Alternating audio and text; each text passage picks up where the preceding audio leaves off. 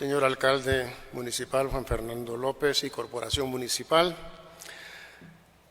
autoridades y funcionarios del Estado, señor cónsul de México, miembros y representantes de entidades cívicas y culturales, reinas de belleza y de los pueblos originarios, señores miembros de la prensa, hermanos y hermanas en Cristo. A diferencia de otros años, celebro este Te Deum con ánimo trepidante. Miro los desfiles, las múltiples actividades culturales y lúdicas, comerciales y protocolarias que se desarrollan con ocasión del aniversario de la independencia y me pregunto sinceramente, ¿cómo es posible llevar adelante todas estas actividades en honor a la patria si algunas de las instituciones que dan fundamento a la patria están bajo serio cuestionamiento? Quien observa los festejos podría pensar que estamos bien, pero la realidad es que la institucionalidad del Estado está en una gran crisis. Y además de la lectura política que se puede hacer de esta situación y que se hace en los medios y en todos los lugares, hay una lectura teológica de lo que nos está pasando, de esta crisis. Las instituciones, sean públicas o privadas, funcionan en la medida en que las personas que las habitan y las hacen funcionar tengan un sentido moral, se sientan responsables ante Dios y ante la sociedad. Pero el ser humano es pecador, es proclive al egoísmo, a la ambición, a la codicia, a la violencia, como nos lo ha recordado hoy el apóstol Santiago. El hombre y la mujer en política no dejan de ser pecadores. Si se dejan llevar de la ambición, buscan el poder y no el servicio. Las instituciones que articulan la comunidad política quedaron establecidas en la Constitución, pero si las personas que pueblan y hacen funcionar esas instituciones se dejan guiar de la ambición y la codicia, la vida política democrática y el Estado de Derecho colapsan. El pecado humano trae también al traste la institucionalidad política del país. Se guardan las formas, pero el entramado está podrido. Hay una fachada de pulcritud legal, pero detrás se esconde el manipuleo interesado. El hombre político también es pecador y en cierto momento deberá rendir cuenta no solo ante la justicia, sino ante Dios. En la coyuntura actual, la mirada está puesta en el proceso electoral y las acciones del Ministerio Público. Sus autoridades más conspicuas dicen que cumplen con su deber de investigar las denuncias que ciudadanos han presentado contra algunos partidos aduciendo anomalías e irregularidades en su formación. Ojalá que todas las denuncias de ciudadanos recibieran atención tan cumplida. La explicación es nítida, pero la opinión generalizada es que detrás de la formalidad de fachada se esconde la instrumentalización del Estado para lograr intereses particulares. Es opinión común que los delitos que han sido denunciados afectan a todos los partidos, pues lamentablemente la corrupción y la negligencia son males generalizados.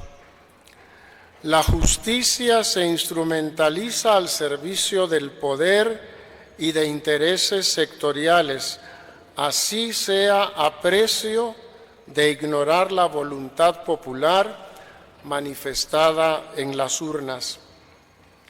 La integridad del proceso electoral es la institución básica de la democracia, puesto que el proceso electoral, tal como está diseñado, ha sido difícil de corromper.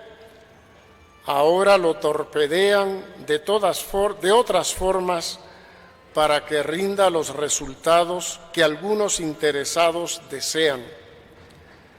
Para ese fin se instrumentaliza el sistema de justicia para que sean jueces quienes determinen los ganadores del proceso electoral. La resistencia ciudadana será capaz de detener ese colapso institucional. Pero si hoy está en la mira la integridad del proceso electoral, hace apenas 8 años la atención ciudadana detectó la instrumentalización del Estado en el organismo ejecutivo.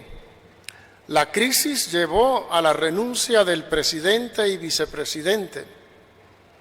En otras ocasiones, la instrumentalización del Estado se detectó en el legislativo.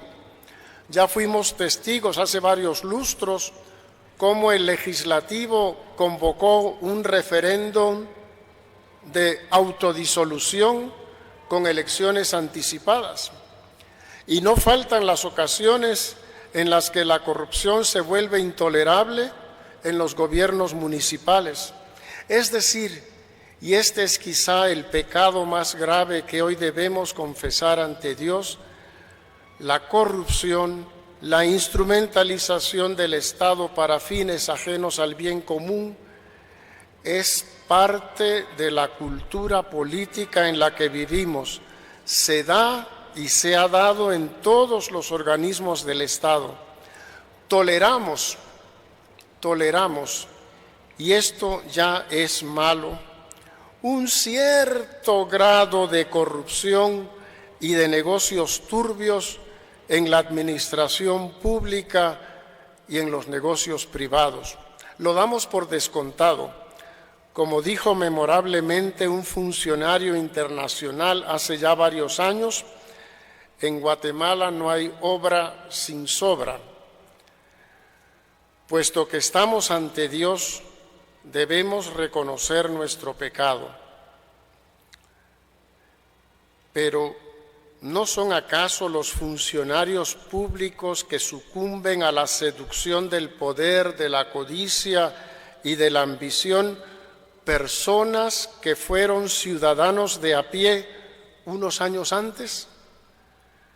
¿Acaso la trampa, la picardía, la corrupción no son parte de la cultura y se vuelven notorias cuando se dan en la visibilidad de los puestos públicos? Es necesario combatir el pecado que surge de la ambición, de la trampa, la corrupción desde cada uno de nosotros. No es un partido político el que acabará con la corrupción. No es un Mesías político el que devolverá el sentido del bien común. Es la conversión de todos los ciudadanos y funcionarios a Dios y al sentido moral de nuestras acciones lo que traerá la renovación radical de nuestra cultura social y política. Solamente una ciudadanía con sentido ético, con celo por la justicia y la honestidad, hará que tengamos una política con sentido moral, de una ciudadanía con sentido ético surgirán funcionarios probos.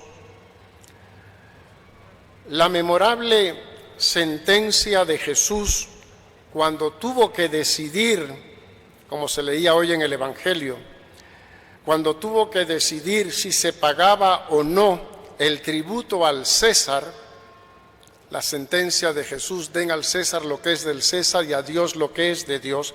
Esa sentencia no significa, como tantas veces se dice, que el César y la política, por una parte, no tienen nada que ver con Dios y la Iglesia por la otra. La separación del Estado y la Iglesia, cuando se interpreta como separación de Dios y la política, solo lleva a la irresponsabilidad ética en política. La verdadera interpretación es otra. El Estado y Dios no son rivales entre sí porque no están a la par. A cada uno, Estado y Dios, César y Dios, a cada uno se le puede y se le debe dar su lugar, su respeto, su honor. Pero el César le debe dar cuentas a Dios de su actuación. La política es responsable ante Dios. Por lo tanto, en esta grave situación que atraviesa nuestro país, llamo a los políticos y funcionarios del Estado, recuerden que deben dar cuentas a Dios de su gestión. Los ojos de los ciudadanos están puestos en los actores que intervienen desde dentro y desde fuera en el gobierno del Estado. Llamo a la conversión a aquellos funcionarios públicos y ciudadanos que se olvidan de la ética en su acción política y administración pública. En nombre de Dios, conviértanse de su ambición, de la búsqueda del poder para satisfacer intereses particulares y sectoriales. Sirvan al bien común, mantengan la institucionalidad democrática. Servidores públicos y ciudadanos que actúan con perversidad, dejen de actuar torcido, actúen rectamente. Dios, a quien queremos dar gracias, se lo exige y les pedirá cuentas. Guatemala lo agradecerá.